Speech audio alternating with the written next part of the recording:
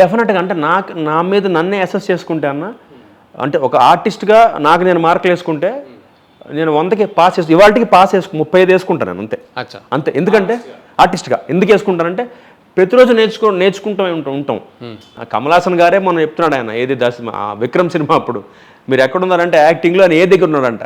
ఆయనే ఏ దగ్గర ఉంటే అంటే మామూలుగా మళ్ళీ యాక్టింగ్ చేస్తున్నాడు అయ్యాను అదే ఇప్పుడు ఆ మహానుభావుడు ఆయన భారతదేశం గర్వించదగ్గ నటుడు, ఆయనే ఏ దగ్గర ఉంటే జడ్డి దగ్గర ఉన్న మనిషి అసలు నేను ఇంక లెక్కల్లోకి లేను. అందుకని నేను 35 మార్కులు వేసుకుంటాను. కాకపోతే నాకు టీవీ చేసిన మంచి ఏంటంటే ఫిల్మ్ ఇన్స్టిట్యూట్కి వెళ్లకుండా ప్రాక్టీస్ అయిపోయిందన్న. అంటే ఏ క్యారెక్టర్ అన్నా ఇంకొక అదృష్టం ఏంటంటే నేను ఎప్పుడు ప్రాంప్టింగ్ తీసుకున్నాను. నా చిన్న వితౌట్ ప్రాంప్టింగ్ యాక్ట్ చేస్తాను నేను ఫస్ట్ నుంచి. అది ఎంత అలవాటు అయిందంటే ఇప్పుడు నాకు కాన్ఫిడెన్స్ ఉంటుంది. ఇప్పుడు నాకు ఇప్పుడు మన శ్రీ విష్ణు గారు సినిమా చేస్తే డైరెక్టర్ గారు మెచ్చుకున్నారు, కౌశిక్ గారు చాలా బాగా చేశారు. దానికి కేవలం నా టీవీ పెట్టిన భిక్షే. అంటే అక్కడ చేసి అన్నా మనకి టీవీలో అడ్వాంటేజ్ ఏంటంటే సినిమాలంటే కూర్చోపెట్టేస్తారు, రోజుకి 2 సీన్లు చేస్తారు, అలా ఉంటుంది. మనం రోజుకి 5 సీన్లు 6 సీన్లు గ్రైండ్ అవుతూనే ఉంటాం, అంటే నేర్చుకుంటూనే ఉంటాం అన్న. ఏదో ఒకటి ఒక నెగిటివ్ క్యారెక్టర్ చేస్తాం, ఆ నెగిటివ్ క్యారెక్టర్ మీద ఒక 7 సీన్లు చేస్తారు, నెక్స్ట్ పాజిటివ్ ఒక 7 సీన్లు చేస్తారు. అంటే చేసి ఫిల్మ్ ఇన్స్టిట్యూట్ కన్నా డబ్బులు ఇచ్చి చేసుకుంటారు. ఇక్కడ ఏదో డబ్బులు ఇచ్చి నేను నేర్చుకున్నాను, నాకు డబ్బులు ఇచ్చి నేను నేర్చుకున్నాను. అది నాకు హెల్ప్ అయింది టీవీ అన్న. పెయిడ్ ఆర్టిస్ట్ అంటే నాకు టీవీ హెల్ప్ అయింది. అంటే నన్ను నేను షైన్ చేసుకోవడానికి బాగా టీవీ హెల్ప్ అయింది అన్న, బాగా హెల్ప్ అయింది. Perfect plus or minus TV industry, cinema industry గురించి చెప్పమంటే పర్ఫెక్ట్ ప్లస్ అంటే టీవీ మనకి మీకు చెప్పినట్టుగా మనకి యాక్టింగ్కి ప్రాక్టీస్ అవుతుంది, అలవాటు అవుద్దన్న. మన దౌర్భాగ్యం ఏంటంటే మైనస్ ఏంటంటే తెలుగు వరకు ఇది మళ్ళీ తమిళ్లో ఎక్కడా వేరే ప్లేస్లో లేదు, ఇక్కడ చేస్తే మన సినిమాలో పిలవట్ల. అది మారినట్టుంది కొంచెం అంటే ఇంకా మారాలి కొంచెం. ఏంటంటే కొత్త జనరేషన్ వస్తుంది కాబట్టి కొంచెం అవసరం, వాళ్ళ క్యారెక్టర్ వాళ్ళకి అనిపించిందంటే తీసుకుంటాడు. ఈ మధ్య కొంచెం ఇంకా మారాలన్న, చాలా మంది ఇంకా అలా ఉండిపోయారు. అంటే ఒక నాకు తెలిసి ఆ టైప్లో ఉండేది టీవీ ఆర్టిస్ట్ వీడియో ఎందుకు, కానీ ఇప్పుడు కొంచెం మారుతుంది, ఇంకా మారాలన్న, అదొకటి మైనస్. అట్లా వాళ్ళు అందరూ ఇంటి దగ్గరనే ఉన్నారు నాకు తెలిసి, ఆ ఐడియా ఉన్నవాళ్ళు. అంటే ఏమైపోద్ది అంటే అన్న, సింపుల్ లాజిక్ అన్న, నేనేం అలా ఆలోచిస్తానంటే ఇప్పుడు ఒక సినిమా చేస్తున్నప్పుడు నాలాగా టీవీలో ఎక్స్పీరియన్స్ ఉన్నవాడిని పెట్టుకుంటే అలాగేంటే పని ఫాస్ట్గా అవుతుంది. అది తెలియదు. కొంతమంది డైరెక్టర్లు ఉన్నారన్న ఎక్స్పోజ్ అయిపోయిన టీవీలో ఆయనకి ఎందుకు మనకు ఇదే మాట. ఎక్స్పోజ్ అంటే ఏముందన్న, ఐటమ్ సాంగ్ డాన్సర్ని కాదు కదా ఎక్స్పోజ్ చేయడానికి. ఏదన్నా అంటే అలా అయితే మనకు అలవాటు అవుతాం కదా. ఇప్పుడు ఇళ్లలో నా కౌశిక్ అంటారే ఆడరా మన కౌశిక్ అంటారు, అంటే వాళ్ళ ఇంట్లోకి వెళ్ళిపోయాను నేను. లేదు ఇప్పుడు మార్పు వచ్చిందన్న, స్టార్ట్ అయిందన్న, ఇంకా రావాలి. అంటే ఎందుకంటే అంటే మనకి హిందీలో బాగా మారిందన్న. ఇప్పుడు హిందీలో అయితే అసలు ప్రతి టీవీ ఆర్టిస్ట్ ఒక 2 సీరియల్ చేస్తే సినిమాలు, సుశాంత్ సింగ్ రాజ్పూత్ సినిమాలు చేస్తుంటాడు, మళ్ళీ వెబ్ సిరీస్ చేస్తుంటాడు, వాళ్ళు ఏదో చేస్తున్నాడు టైం బట్టి, ఆడు ఖాళీ ఉన్నాడా లేదా. మన దగ్గర ఏంటి టైప్ కాస్ట్ చేసేస్తారు. అది ఇప్పుడు మీరు ఇప్పటికే మారింది, ఇంకా మారితే బాగుంటుంది. ఇంకా మారుతుందిలే, ఇంకా 2-3 ఏళ్ళలో అంతే మారిపోద్ది. అప్పుడు ఏమవుతుందంటే ఆర్టిస్టులందరికీ మంచి అవకాశాలు వస్తాయి. మంచి ఆర్టిస్ట్ వాడు ఖాళీగా ఉంటే పెట్టుకోండి, వెబ్ సిరీస్ అయినా సరే, సినిమా అయినా సరే, సీరియల్ అయినా సరే, ఏదైనా ఆర్టిస్ట్ అన్న. ఇప్పుడు ఏమవుద్దంటే నా లాజిక్ చెప్తానన్న, నేను నాటకాలు చేశాను చిన్నప్పుడు, ఇంగ్లీష్ ప్లేస్ చేశాను, తెలుగు ప్లేస్ చేశాను, తెలుగు నాటకాలు వేసాను. మనకి నాటికలో ఎందుకు ఎక్కువ చేయాలంటే 100 కుర్చీ వాడికి కనిపించాలి మన పర్ఫార్మెన్స్, గట్టిగా మాట్లాడతాం, ఎక్కువ ఎమోట్ చేస్తాం. టెలివిజన్ వచ్చేప్పటికి ఇంకొంచెం తగ్గిస్తాం మోతాదు, స్క్రీన్ దగ్గరగా. సినిమా ఇంకా తగ్గిస్తాం, ఎందుకంటే 70 mm కదా. ఇప్పుడు చేసే యాక్షన్లో తేడా అంతే. కెమెరా అదే, ఇప్పుడు టీవీకి అదే కెమెరా, అందరు చిప్లేగా అంతే. ఇప్పుడు సినిమా అంటే రీల్ ఉండేది మ్యాగజైన్, ఇప్పుడు నెగిటివ్ లేదు, వాళ్ళు చిప్పుకు వచ్చేసారు. సో మనకి చేసే పర్ఫార్మెన్స్లో తేడా తప్పితే యాక్షన్ అదే పెద్ద. అసలు అది స్టార్ట్ అయిందంటే ఆ సౌండ్తో సగం పోయేది. అంతేగా చాలా మందికి కానీ ఇక్కడ ట్రర్ అనేది. ఈ 15-20 వేల పేమెంట్కి రావడానికి ఒక 20 వేల కష్టం ఉందన్న. ఇప్పుడు కొత్తగా వచ్చే వాళ్ళకి ఫస్ట్ దానికే 15,000 18,000 ఇచ్చేస్తున్నారు.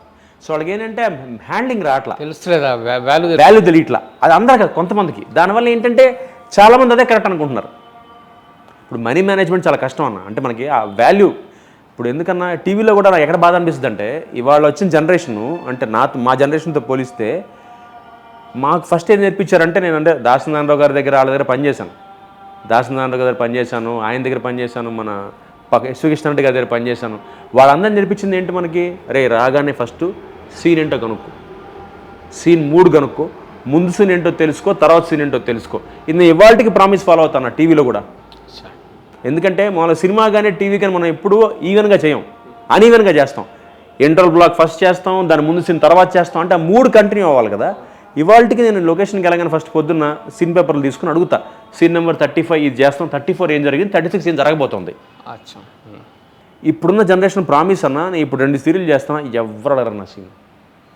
ఆడు వచ్చాడా కాసేపు ఇన్స్టాగ్రామ్ రీల్స్ చేసుకుంటారు, ఫోన్లో కూర్చుంటారు, డైలాగ్ అప్పచెప్తారు వీళ్ళు. మీకంటే రెమ్యునరేషన్ మనకి ఎక్కువ. నిజం చెప్తాను, ఎక్కువ, నాకన్నా ఎక్కువ. నేను ఇంకా అదే ఫీలింగ్ ఏంటన్నా వీడికి ఎందుకు ఇస్తున్నారు, ఇంకి నాకంటే ఎక్కువ ఎందుకు ఇస్తున్నారు అట్లాంటి ఫస్ట్ ఫీల్ మానేసా. ఫస్ట్ బాధపడ్డా, నాకే ఇబ్బంది అనిపించింది. అంటే ఇంత కష్టపడుతున్నాను, నన్ను తిడతారు, 23 ఏళ్ళ సర్వీస్ ఉంది, ఎంత తిడుతున్నారు నన్ను, ఎందుకంత అంత ఫీల్ అయిపోతావు, వచ్చేస్తావు, టిఫిన్ తింటూ డైలాగ్ చూసేసుకుంటావు, చదివేసుకుంటావు, బట్టి పట్టేస్తావు. నాకు కష్టం, నాకు ఇచ్చే రూపాయికి వర్త్ అది. నేను ఒక సీన్ చేస్తున్నానంటే ఆ సీన్ వర్త్, ఆ మూడు తెలుసుకుంటా, ముందు సీన్ ఏం జరిగింది, తర్వాత ఏం జరగబోతుంది, అది నా అలవాటు. మొన్న కూడా అడిగారు నన్ను నా ఫ్రెండ్స్, ఏంట్రా నేను డబ్బింగ్ నువ్వే చెప్పుకుంటావంట, ఎందుకంటే డబ్బింగ్ ఆర్టిస్ట్ చెప్పేస్తాడు. నాకు అవార్డు కోసం చెప్పట్లేదురా, నా సాటిస్ఫాక్షన్ కోసం. నేను బేసిక్గా నాకు వాచకం ఉంది, నేను వేరే వాళ్ళకి డబ్బింగ్లు చెప్తుంటా. సినిమాలో ట్రాక్స్ చెప్తానన్న, రవితేజ్ గారికి చెప్పాను ట్రాక్ 2 సినిమాలకి. ఇస్కో రాజా క్రాక్ రవితేజ్ గారికి ట్రాక్ చెప్పా. లేటెస్ట్గా రిపబ్లిక్ సినిమాలో సాయిధరమ్ తేజ్ గారికి ట్రాక్ చెప్పా. ట్రాక్ వాయిస్ నాదే. అలాగా ట్రాక్స్ చెప్తుంటా, మామూలుగా ఆర్టిస్ట్కి డబ్బింగ్లు చెప్తా. అలాంటిది నాకు నేను చెప్పుకో అంత దౌర్భాగ్యం ఇంకేముంటుంది చెప్పుకోపోతే అన్న. అందుకని కష్టపడి వెళ్తా, షూటింగ్ ప్యాకప్ అయ్యాక బయలుదేరి వెళ్తా అర్ధరాత్రి. అది నాకు ఇష్టం, ఎందుకంటే నేను నేర్చుకుంది అదే. కానీ ఇప్పుడు జనరేషన్ ఎలా ఉంది, ఎంతసేపు ఎన్నింటికి ప్యాకప్ చెప్తారు, ఎన్నింటికి పబ్కి వెళ్ళొచ్చు. నేను పబ్కి వెళ్ళడం తప్ప అన్నట్లు మనం మొహమాట పడతాం, అయ్యో అడిగితే బాగుంటుందా వాడు బిజీ ఉన్నాడా లేదా అని. ఇవన్నీ చూస్తాం, వాళ్ళు అట్లేం లేదు, డైరెక్ట్గా వేస్తారు, పైగా వారికి ఓటేస్తారు. అట్లాంటి వాళ్ళదే నడుస్తుంది. నాకు అదే బాధగా ఉంటుంది. అంటే ఇంత సిన్సియర్గా ఉండే ఏం సిన్సియారిటీ ఏంటి ఇప్పుడు ఏంటి గొప్ప, ఇప్పుడు అది నా డ్యూటీ, నేను గొప్పని ఫీల్ అవట్లా. కాదు అలా 2-3 చేస్తే అన్న ప్రోడక్ట్ బాగుంటుంది. ఇప్పుడు నేను ఒక్కడనే సిన్సియర్గా డైలాగులు వితౌట్ ప్రాంప్టింగ్ చెప్పేసి ముందు సీన్ 3 కనుక్కొని తర్వాత సీన్ 3 తెలుసుకుని పనిచేయడానికి అందరూ చేస్తే ఎట్లా ఉంటుంది ప్రాజెక్టు? వాళ్ళందరూ వస్తారా, ఇన్స్టాగ్రామ్ రీల్స్ చేసుకుంటారా, లేదా జోకులు వేసుకుంటారా, కూర్చుంటారా, ప్రాంప్టర్ చెప్తుంటే వీళ్ళు చెప్పేస్తుంటారు 2 1 2 2 2 4. అది కాదు కదా. ఇప్పుడు అంటే నేను ప్రాంప్టింగ్ తప్పనన్నా డైలాగ్ నా కంట్రోల్లో ఉంటుంది. ఇప్పుడు నేను డైలాగ్ బట్టి నేను చెప్తే, సొంతంగా చెప్తే నేను ఎక్కడ ఆపాలో నా ఇష్టం, అక్కడ ఆపుకుంటా. అదే ప్రాంప్టర్ చెప్పింది వింటే పరిగెట్టాలి, ఒక చెవట వేయాలి, అది నాకు ఇష్టం ఉండదు. అంతే, సింపుల్. ఓకే, ప్లస్లు చెప్పండి ఈ జనరేషన్కి మీ జనరేషన్కి ఇప్పటి జనరేషన్. ఇప్పుడు ప్లస్ ఏంటంటే అందరూ క్లారిటీతో వస్తున్నారు. అక్కడ ఎంతవరకు చేయాలి, ఎంతవరకు డైలాగ్ ఉంటుంది, ఎంత సీన్ ఉంటుంది, మన డబ్బులు ఎప్పుడు తీసుకోవాలి, వెళ్ళిపోవాలి, అంతమించి లేదు. ప్లస్ ఇప్పుడు మా అప్పుడు ఏంటి, బాగుండాలి, మనం ఫీల్ అవుతాడు, ఆడ ఫీల్ అవుతుంది, ఏం లేదు. ఇప్పుడు నా వరకు ఏంటి, నాకు ఎంత ఇస్తావు, నా పని ఏంటి, ఇంతే. అండ్ ఇప్పుడు ఇంకా అన్న ఇంకోటి చెప్ప, ఇది కరెక్టా అది కరెక్టా, రెండూ కరెక్ట్ అన్న ఆ సిచ్యువేషన్ బట్టి. బట్ ఇప్పుడు జనరేషన్ ఒక అడ్వాంటేజ్ ఏంటంటే డబ్బులు కరెక్ట్గా ఇన్వెస్ట్ చేసుకుంటారన్న. అంటే వచ్చిన డబ్బుల్ని ఇప్పుడు జనరేషను నిజంగా నా అప్పుడు తెలియదు, అంటే నాకు చెప్పేవాళ్ళు లేడు. నేను అప్పుడే రోజుకి 2000 తీసుకున్నాను, 2002లో ఈటీవీలో రోజుకి 2000 తీసుకున్న వాడిని రోజుకి 3 షిఫ్ట్ అంటే అప్పుడు 6000 తీసుకున్నా. కాకపోతే నాకు ఎవరు చెప్పేవాళ్ళు లేడు, రే నువ్వు డబ్బులు సేవ్ చేసుకోవాలి, ఒక ప్లాట్ కొనుక్కోవాలి, అది చెప్పే ప్లానింగ్ తెలీదు.